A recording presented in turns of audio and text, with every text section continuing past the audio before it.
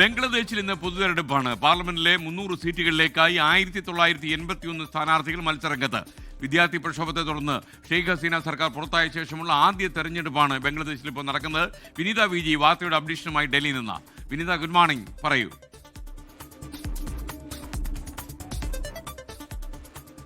Very good morning S K. ബംഗ്ലാദേശിൽ ഇപ്പോൾ polling ആരംഭിച്ചിരിക്കുകയാണ്. രാവിലെ 7:30 തന്നെ പോളിംഗ് ആരംഭിച്ചിട്ടുണ്ട്.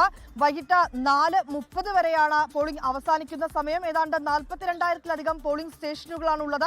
അതിൽ 24,000-ലധികം പോളിംഗ് സ്റ്റേഷനുകളിലും ഈ പ്രശ്നബാധിത മേഖലകളിൽ ഉള്ളതായിട്ടാണ് റിപ്പോർട്ടുള്ളത്. ഈ മേഖലയിൽ ധാക്കയിൽ ഉൾപ്പെടെയുള്ള പല പോളിംഗ് സ്റ്റേഷനുകളിലും സമാനമായി പ്രശ്നബാധിത മേഖലകളിലാണുള്ളത്. ഇവിടെയൊക്കെ കഴിഞ്ഞ ദിവസം തന്നെ വലിയ സുരക്ഷാ ക്രമീകരണങ്ങളൊക്കെ തന്നെ ഏർപ്പെടുത്തിയിട്ടുണ്ട്. എസ് കെ സൂചിപ്പിച്ചതുപോലെ തന്നെ 300 സീറ്റുകളിലേക്കായാണ് ഈ തെരഞ്ഞെടുപ്പ് നടക്കുന്നത്. 1981 സ്ഥാനാർത്ഥികളാണ് മത്സര രംഗത്തുള്ളത്. ഇതിൽ ഏറ്റവും പ്രധാനമെന്ന് പറയുന്നത് ഭീകം യുഗത്തിന് ശേഷം ബംഗ്ലാദേശ് നേരിടുന്ന ഒരു പൊതു തെരഞ്ഞെടുപ്പാണ് എന്നുള്ളത് തന്നെയാണ്. ഖാലിദ സിയയുടെ മരണം, ഒപ്പം തന്നെ 2024 ബഹുജന പ്രക്ഷോഭത്തെ തുടർന്ന് ഷെയ്ഖ് ഹസീന ബംഗ്ലാദേശ് വിട്ടുപോകുന്നു. ഇങ്ങനെയുള്ള സുപ്രധാനമായിട്ടുള്ള വിവാദങ്ങളും ഒക്കെയായി നിന്ന ഒരു കാലത്തിന് ശേഷമുള്ള ഒരു പൊതു തെരഞ്ഞെടുപ്പാണ് ഇത്തവണ ബംഗ്ലാദേശിൽ നടക്കുന്നതെന്ന് ഉള്ളത് തന്നെയാണ് അതിന്റെ ഏറ്റവും പ്രധാനം. ഏതാണ്ട് 12.9 കോടി ജനങ്ങളാണ് ഈ വോട്ട് രേഖപ്പെടുത്തുന്നതിനായി ഇന്ന് പോളിംഗ് സ്റ്റേഷനുകളിലേക്ക് എത്തുക എന്നാണ് കണക്കുകൾ പറയുന്നത്. വലിയ സുരക്ഷാ ക്രമീകരണങ്ങൾ കഴിഞ്ഞ ദിവസങ്ങളിൽ ധാക്കയിലടക്കം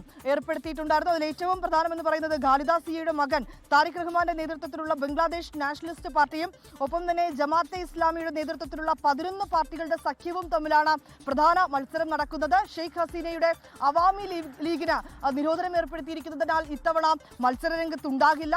ഏതാണ്ട് 12.9 കോടി ജനങ്ങൾ വിധി എഴുതും എന്നുള്ളത് തന്നെയാണ് അതിന്റെ ഏറ്റവും പ്രധാനം. രാവിലെ 7:30 മുതൽ തന്നെ പോളിംഗ് ആരംഭിച്ചിരിക്കും. ലോകത്തെവിടെയായാലും ഏത് സമയത്തും 24 വാർത്തകളും ഓഗ്മെന്റഡ് റിയാലിറ്റി പാക്കേജുകളും എക്സ്പ്ലെയിനറുകളും വിശദമായി കാണാൻ ഞങ്ങളുടെ യൂട്യൂബ് ചാനൽ നിങ്ങൾക്ക് സബ്സ്ക്രൈബ് ചെയ്യാം.